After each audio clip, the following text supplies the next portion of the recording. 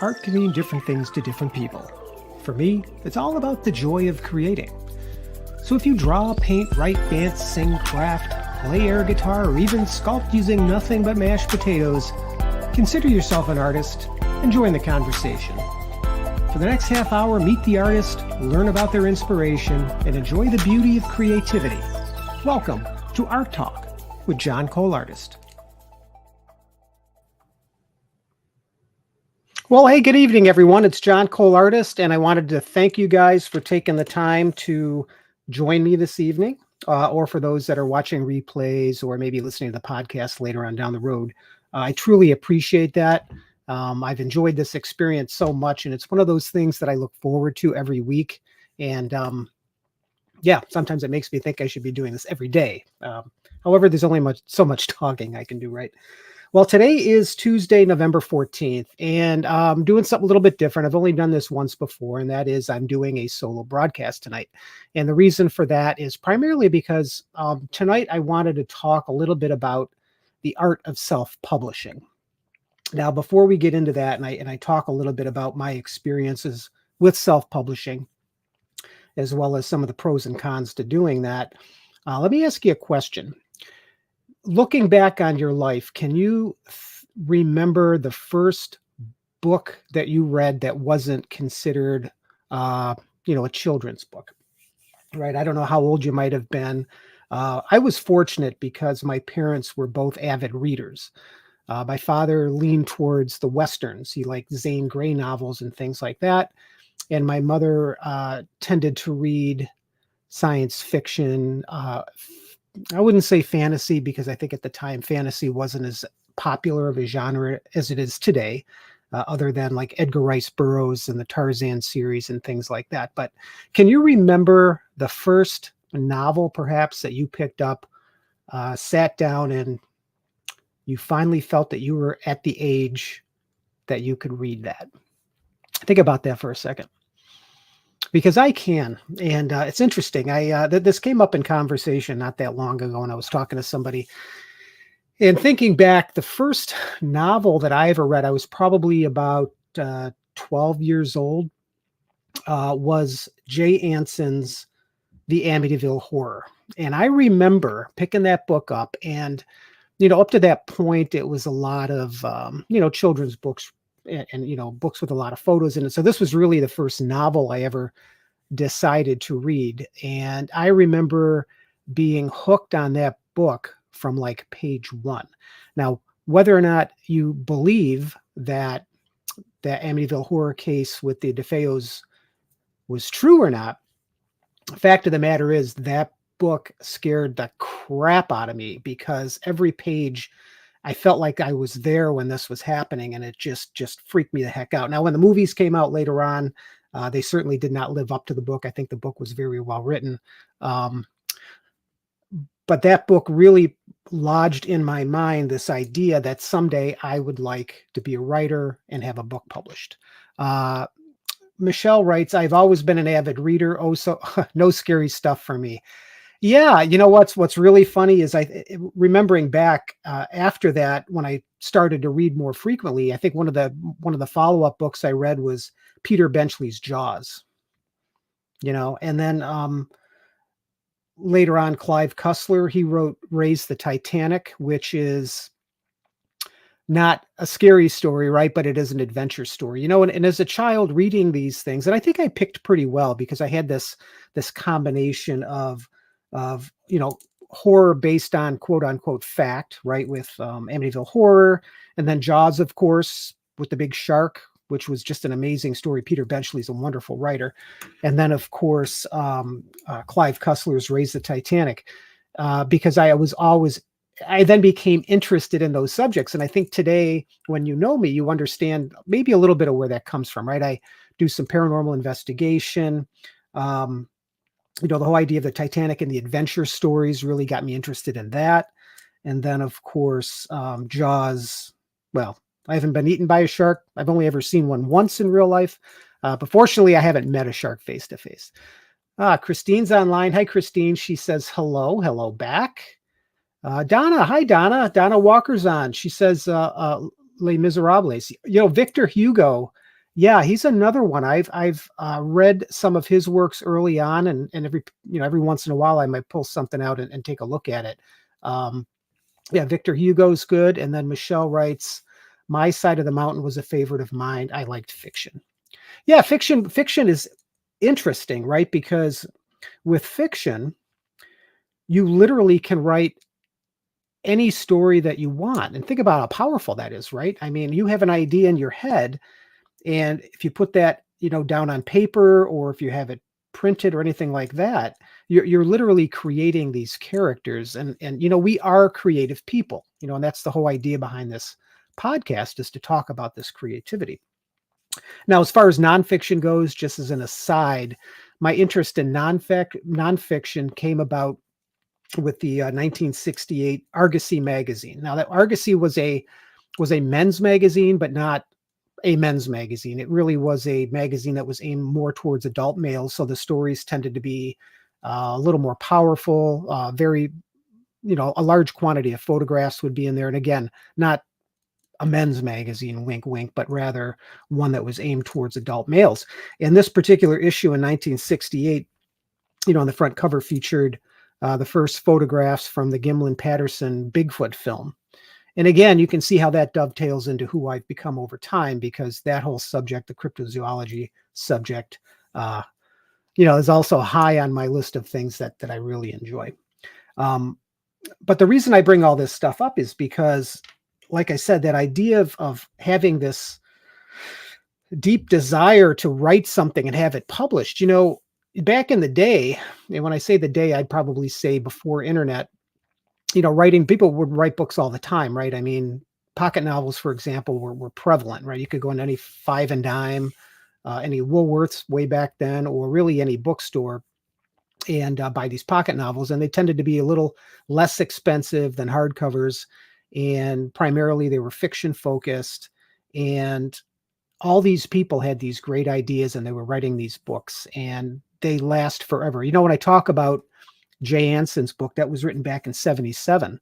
So it's been around for quite a while. And interestingly, that subject that he wrote about in that book is referenced or implied in a lot of contemporary horror films and stories and things like that. Same thing with H.P. Lovecraft. H.P. Lovecraft, who was from Rhode Island, wrote back towards the turn of the century, and his stories were also horror related.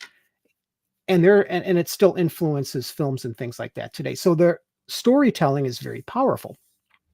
And the beauty of it is we all have stories, whether or not they're fiction, right? I myself have been working, I'm going to say piecemeal, but over the last 10 years or so, trying to write my own fiction novel. So I have my own idea for a story that I would really love to see manifest on paper, so that others can experience it with me, right? And then as people, we all have our own personal stories, right? Biographies are a very popular subject. I think one of the ones that Christine bought not that while ago, or not that long ago, was the biography of the person that married Meghan Markle. Prince Harry, right? She bought that. So biographies are still incredibly powerful books. We as people have our own autobiographies, right? Auto meaning self biographies. So we all have the power for storytelling. The question is, how do we do that? Now, again, back in the day, to publish books wasn't easy, right? You would tend to need somebody to read your book, somebody to edit your book, specifically publishing houses like Random House, for example. You would also need editors included. You would need the money, right? Back then, they didn't have this one-off printing idea where you could get a single copy of a book. More than likely, you'd have to buy 500 of them, and that became super expensive. But with the internet came this new power of control for us as people, right? The internet can be leveraged in negative ways, and we all know that, but it also can be leveraged in really powerful ways. So self-publishing, or publishing by yourself, in other words, we're not leaning on the services of Amazon or leaning on the services of Barnes and Noble, but we're doing it all ourselves, right? More importantly, we can do it by ourselves and not necessarily expend $5,000 to $10,000 to get 100 copies of books or something like that, right? And we're basically cutting out the middleman. There are pros to that, and there are certainly cons to that. So tonight, what we're going to be talking about is really 4 items. And what I have here on the screen for those that are just listening is it's the book writing process. So this is something that I developed just to tell you how I go about self-publishing. Okay. So the first part we're going to talk about is the writing part. We're going to talk about the formatting part, the publishing part, and then of course the marketing part. Those really are the 4 main elements of any book. And it doesn't even matter if it's self-publishing or not. Those are the 4 elements of this. But first, my resume, right? What makes me qualified to talk about self-publishing? Well, I've been self-publishing now for more than a decade, and I've become quite familiar with the processes of that, right? Some of the really the easy parts to it, some of the perhaps more complicated parts. And I've got a nice little resume here. I've written everything from travelogues to genealogical reference material. I even wrote a graphic novel. And here, just to show you, is not the graphic novel, but here is the picture of my comic book. So I've actually done comic books as well. And what's really nice with the self-publishing process is these days you have this smorgasbord of options, right? You've got everything from the ability to print high quality paperback to high quality hardcover. So I've done everything. So I've dabbled in all of that, from, again, comic books to soft cover books to hardcover books. And of course, as a contributor to Allison Roberts' series of Behind the Power books, I also have a little bit of familiarity with the benefits of working with a team as opposed to doing it by yourself. So that's the resume. That's what I think makes me qualified to speak on this. And let's get into it. So the first thing I want to talk about is the writing process. So before I get to that slide, which said the word bones on it, why do we want to write a book? And I alluded to a little bit of this in the beginning. One of the reasons why we might want to write our own book is because we want to tell our story, right? Again, when we're talking about the Behind the Power series specifically, or in my case, I wrote an autobiography a couple years ago called Bones. The reason that I wanted to do that is because I wanted to tell my story, right? So that's one reason. We may want to entertain, right? That's where fiction comes in. We may want to teach or educate. So some of my books are family histories, and they document not only where people originate, but also include, images of source documents, so that if they ever want to go back and confirm my work, they can, because they have images of all those original source documents. And that type of thing, by the way, serves as a great legacy to your children or to your family or to your relatives. It's a really good way of giving them something to say, this is where you came from, and these are the people that are in your past, right? One of the other reasons we might want to write is to make money. I think that's something that's in the back of somebody's head when they go ahead and self-publish and they decide to market that book. They'd like to make some money off of it, right? And of course, to leave a legacy, like I was suggesting earlier.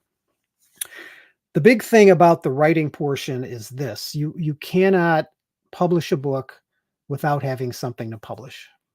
So of all those 4 sections that I mentioned up front, the writing piece, the formatting piece, the publishing piece, and the marketing piece, those latter 3 pieces are worthless unless you have something. Now, is it just biographies? Is it just reference materials? No. The beauty of today's self-publishing is that anything can be put into book format.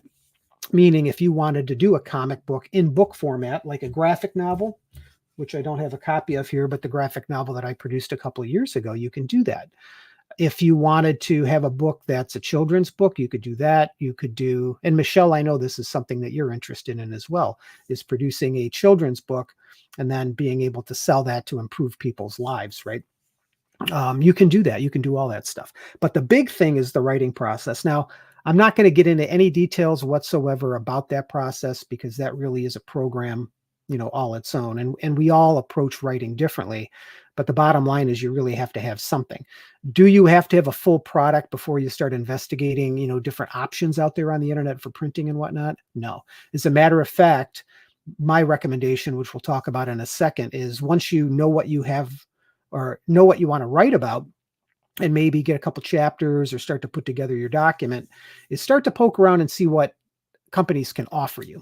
And that is because what you're going to end up wanting to do when we talk about formatting is really have your product in the right format earlier on than later, because the more you wait on a longer book, the more reformatting you may need to do in order to fit that. But we're going to talk about that in a second. So really, again, writing is the key component, because without the content, you don't have a book. So if I were you, get writing, because you all have stories and I would absolutely love to read them. Okay, so let's talk about the next part, which is the formatting. Now I put some screen prints up here, which I think those with video will be able to see, but those that are just listening can't. But I'm going to go through each of these things. Now, if you pick up any book, go to your library if you have a small library, or, go to Barnes and Noble and, pull any book off the bookshelf, you're going to find that not everybody does this the same way. And that's okay, because again, this is your product. So you can coordinate and arrange and organize your book any way that you want, 100% up to you.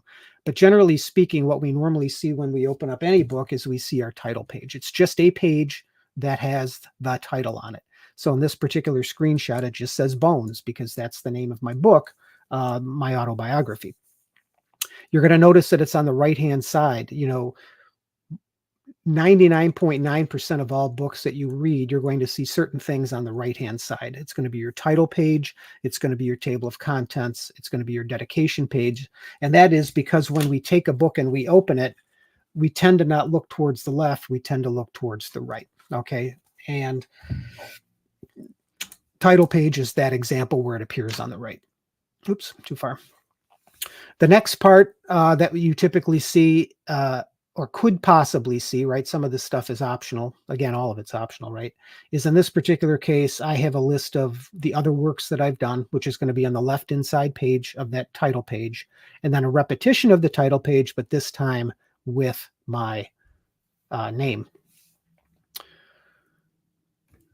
Then we talk about, on the left-hand side, the copyright and the ISBN number, which we're going to talk about in a second.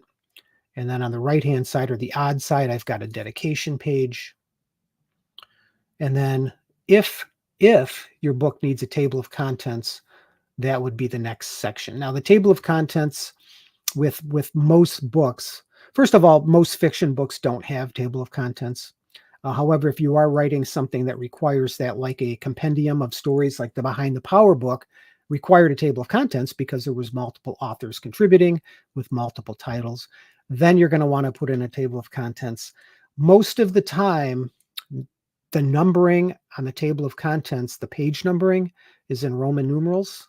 And then when your book actually begins, chapter 1, you're going to want to use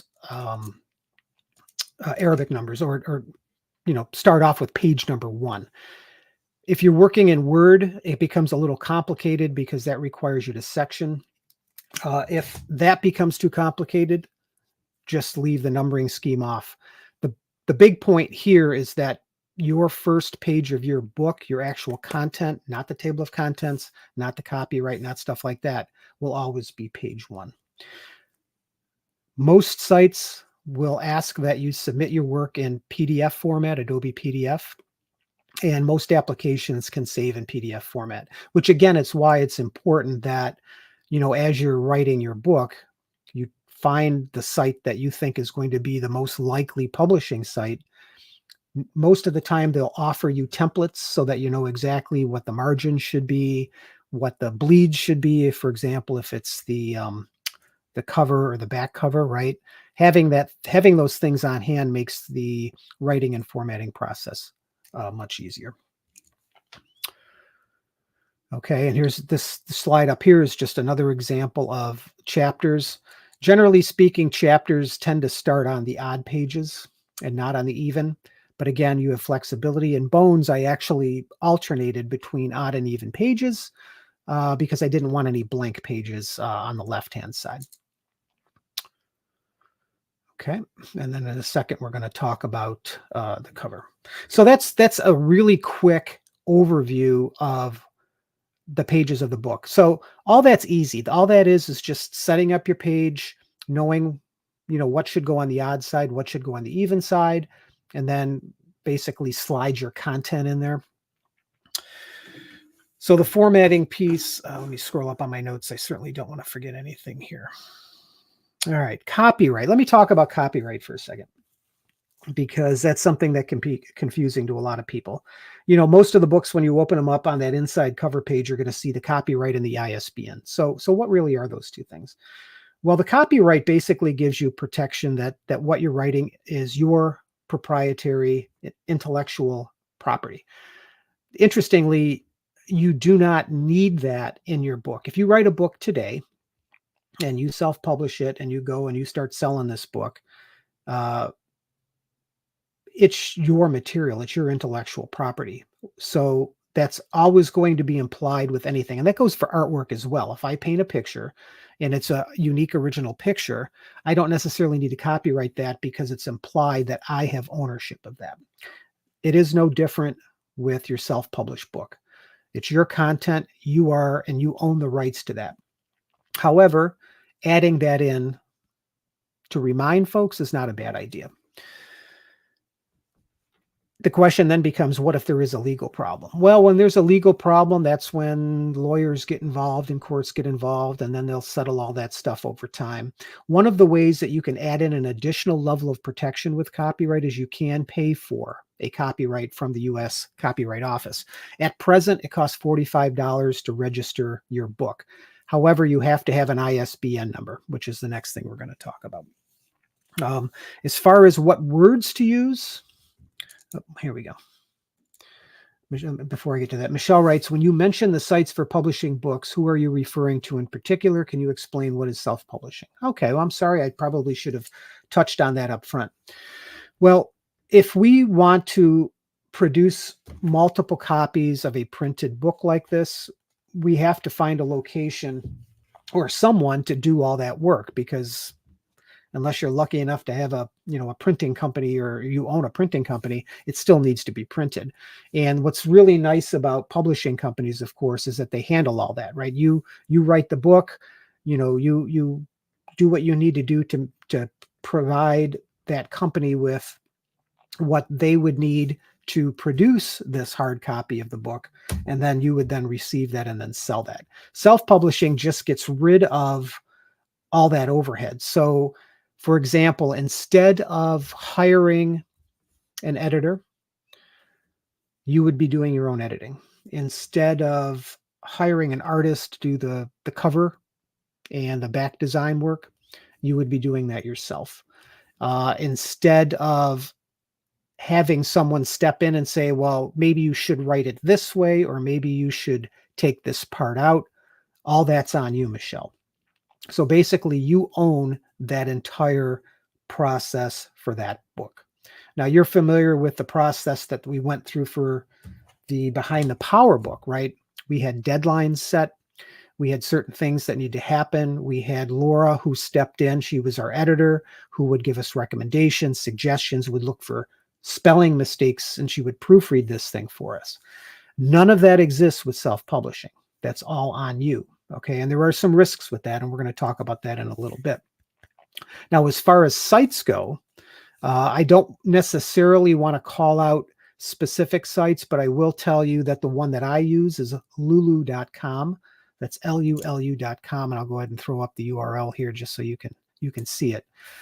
Lulu.com is a self-publishing site, so the only requirement that they have for you to produce your books is your book. PDF format, cover art. What you end up doing at that point is you submit it up there, and it becomes a one-off printing site, meaning that instead of having to buy, 500 copies because you're sending it to this major distribution center, for printing and things like that, because of the way the power of the internet works and the fact that they have this system set up, it would be almost like you sending a single photograph to CVS or Walgreens to get printed. If you wanted 100, you could ask for 100. If you wanted one, they will print one. And that's the beauty of these self-publishing sites, is if you only want one copy, you can just have one copy printed. Now, if people want to buy the books, which would be the next question there is, well, how do people buy the books? Well, they would either go directly to lulu.com. That's one option. Another option would be is you would purchase a bunch of books in advance, and the printing costs are typically much cheaper than, you know, what you would find at a regular bookstore. And then you can sell them on your own. You could go to consignment shops and try to sell them. You can do things like that. So that's really what self-publishing is all about. So hopefully that made some sense to you. If not, let me know and I can certainly clarify. Let's see, back to, I talked about copyright a little bit. Oh yeah, there is no set verbiage for copyright. A lot of times we'll see something like copyright with the little C in the circle, and it'll say something like copyright by John Robert Cole, all rights reserved. And basically what we're saying there is we're saying that we own the rights to this published material, and that if you want to extract part of it, you know, more than just referring to it, you would have to get permission from the author. The ISBN number you will see on most, you'll see an ISBN number on all books that are sold through Amazon, that are sold through Barnes and Noble, that are sold, you know, at Walmart, right? The ISBN number, ISBN stands for International Standard Book Number. And what that number does is it tells the system, okay, the big database of all books, as it were, what type of book it is, what material it's printed on, the size of the book, all that stuff. So that's what that ISBN does. It's a unique number that's assigned just to that intellectual property. Okay. ISBN numbers can be free or you can pay for them. What do I mean? Well, I mentioned lulu.com. If you publish through lulu.com, you can assign an ISBN number to your book, and it doesn't cost you anything, because your book then is now part of their inventory, and where they get money is as they sell to the consumer, they take a portion of your revenue. It's no different than Etsy. It's no different than Patreon. It's no different than some of the other sites where you would sell something and then the business, PayPal is the same way. They take a percentage off whatever money is coming in. So that's where Lulu makes their money. So the cost that you would perhaps normally spend procuring an ISBN numbers outside of that, they absorb that cost, because the assumption is they're going to gain money from you as your book gets sold. If you wanted to buy an ISBN separately, you can. They run right around $125 for an ISBN number. And you can buy blocks of ISBN numbers.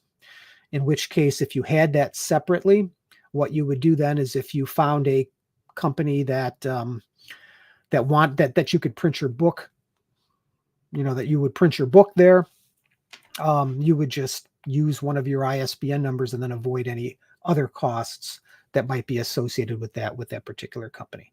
My recommendation always would be to find a site that offers the ISBN numbers as part of that, because to spend $125 might not be that bad for a single book, but for me, who's published over 20 books, that would rapidly increase, and it'll get out of hand really, really quick. The next thing, and look at this, we're already at 30 minutes. I tell you, this is such an interesting topic to talk about. I'll try not to push it too much farther, but there are a few other things that I want to cover. So let's talk about that. I answered Michelle's question when I said about publishing books. Who am I referring to, right?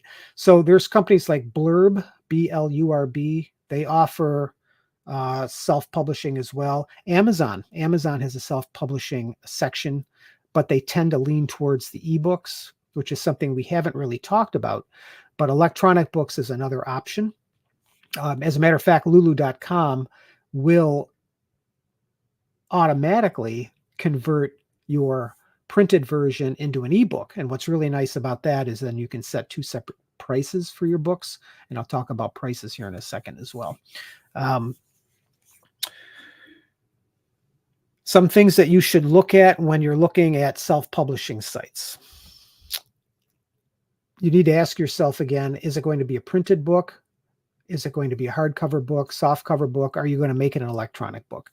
Not all sites provide all those services, so you kind of need to shop around a little bit to find out one that offers the type of book that you're looking at. So if it's a hardcover book, for example, Lulu will work. They've got some pretty good prices on hardcover books when you're producing it. You're going to, when you're calculating how much the cost is going to be for you, I think a book like Bones here, for example, my printing cost is right around $5 for this, and there are 134 pages for $5. Some of the bigger books, of course, cost a little bit more, and then when you add in a hardcover cost, becomes more expensive. However, you are free to set your own price. Okay, so if it costs me $5 to print this, I can set my retail price to the public at something like $14.99, $16.99, $10,000 if I want. I can do that. Strictly up to me because I own the rights and I own the ability to set the price as I see fit. Take a look at how much the publishing company, the self-publishing company, is going to take from your revenue. Everything has an overhead because there are printing costs involved. So they all take a portion of that. So kind of shop around too to see if somebody takes off a little bit less than the next company, or see if there's an average or something like that. And then you can make your decision based on how much of it they're going to take. And that will also help you determine what you want to set your book price to be. Then, of course, again, you would set your price. You can set, again, the price of your book at any price point that you want. I would always recommend that you take a look at other books that are similar in style and nature. For example, if I'm going to set my book at $99.99 for this, but I walk into a bookstore and I see that books of this size, shape, and their autobiographies are only being sold for $14.99, the odds of me actually selling any at that price are probably going to be, it'll be challenging. However, there are niche type books that you can sell for a little bit more that I've seen that I've actually sold copies. This book here called Goyd, it's the history of an American family. It's a genealogy book. This one I marked up quite a bit because it's a very specific subject. So really, again, it's up to you. You almost got to kind of walk around Barnes & Noble and check out the prices for comparable items and just kind of get a feel for what you think it ought to be. And then the other thing when it comes to cost, and I'm gonna bring up another slide here in a second, is about books or companies that will take your book and it will push it out globally or internationally, because that's an option as well. Let me bring this back. Oops, hit the wrong button there. Add the stage. Okay, let me hop up one. So this is a screen print that I took from lulu.com, where I publish my books. And you're going to notice a couple things about this. First of all, it's 371 pages, so it's actually quite a herky book.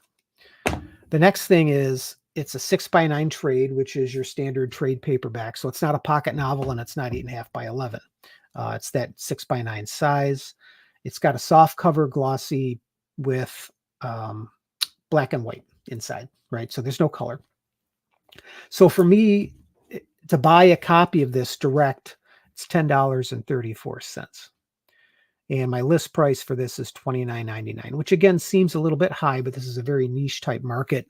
Again, this is a very uncommon surname, and not everybody is going to want a copy of this. So that's why I set the price the way I did. Now let's take a look at the breakdown. Now this is something that's really, really interesting when you see it. My printing cost was $10.34. I asked $29.99. My expected profit was $19.65. However, Lulu per copy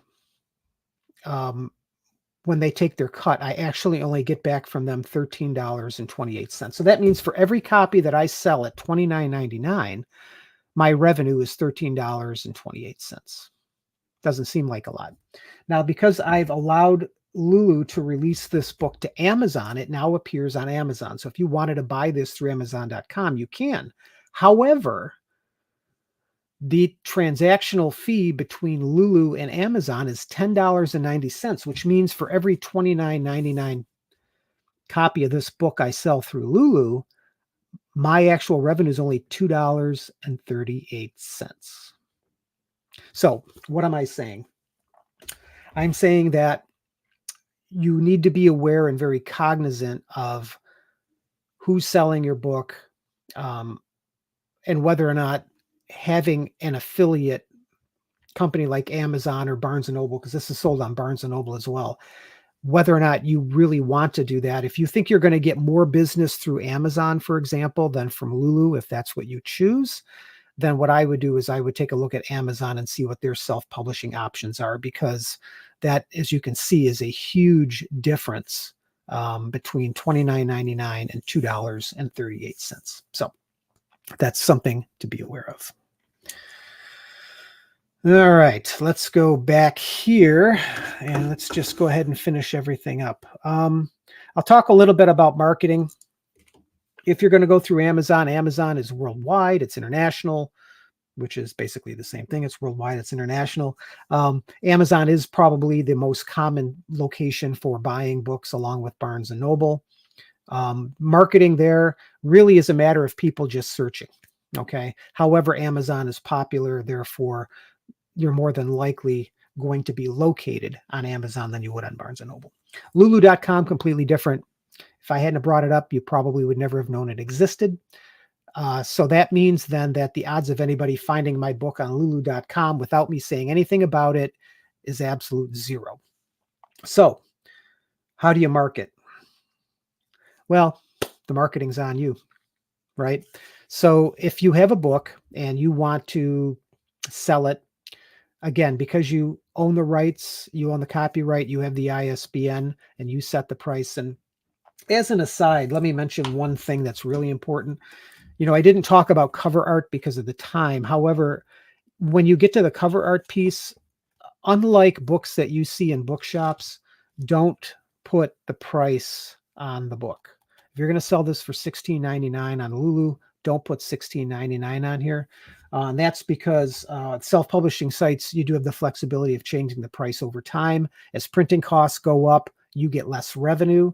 Therefore, you may want to bump up the price of your book a little bit. And if it says $16.99 on the back and you're now going to sell it for $20.99, you got some explaining to do, right? So that's just a side comment about that. But for the marketing piece, because you own all this thing, I can do whatever I want with this book.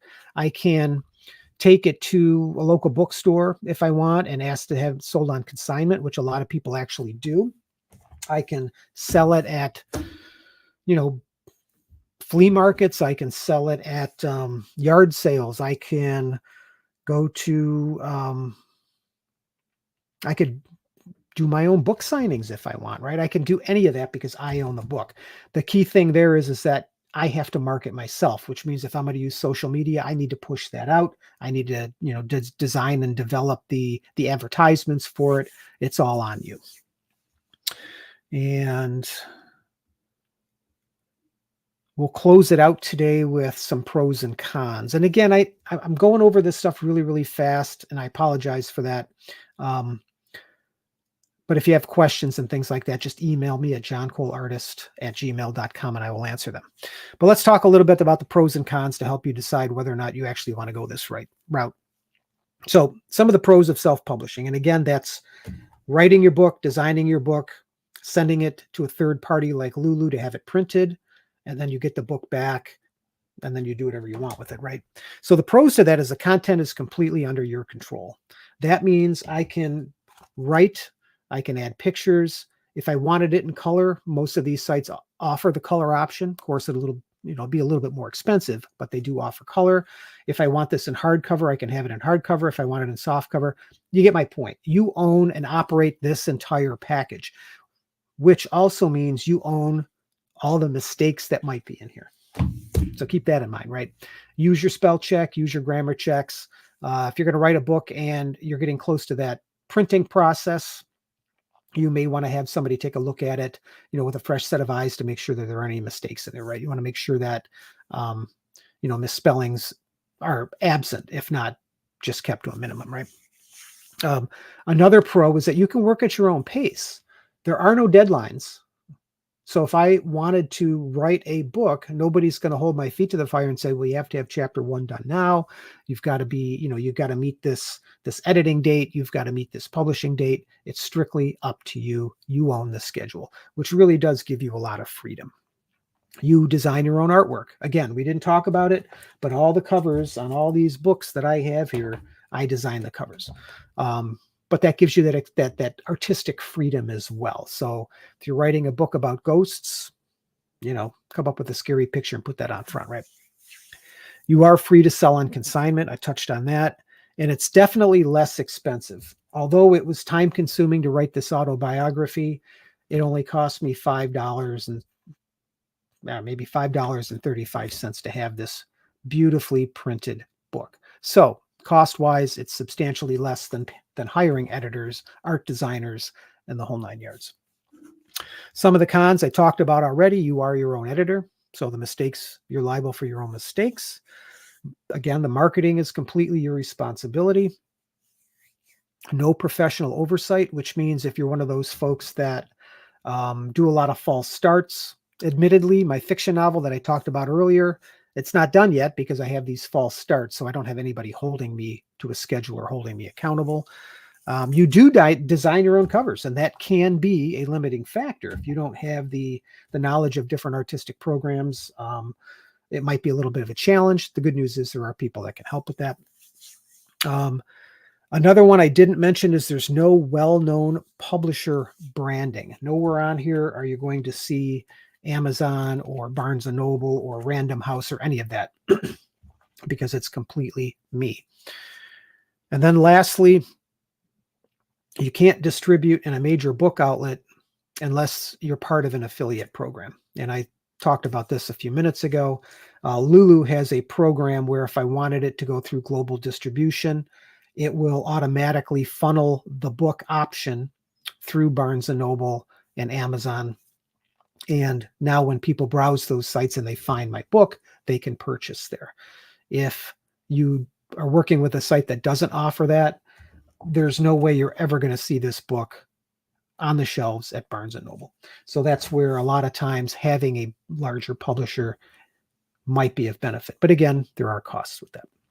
So I went well beyond my 30 minutes that I planned to talk about tonight, but there really was a lot to touch on. And if you want to know more about this, like I said, feel free to reach out. I'm available to answer any questions that you have. And again, this is an exciting thing for me, and I think it can be a very exciting thing for you because the power to tell your story, the power to give your artwork to others so that they can enjoy it just like you're enjoying it is all within your control. It just takes the writing, it takes the formatting, it takes the publishing, and it takes the marketing. I hope you all have a wonderful evening, and I can't wait to see you all next week. John signing off till next time. Thanks. Thank you so very much for joining me on the Art Talk podcast, where it's my goal to bring artists together to talk about their craft. If you'd like to join me for a conversation, please reach out via email at johncoleartist@gmail.com or by visiting my website at johnrobertcole.com. So until next time, keep crafting, painting, and inspiring others with your creativity. You make more of an impact than you know. See ya.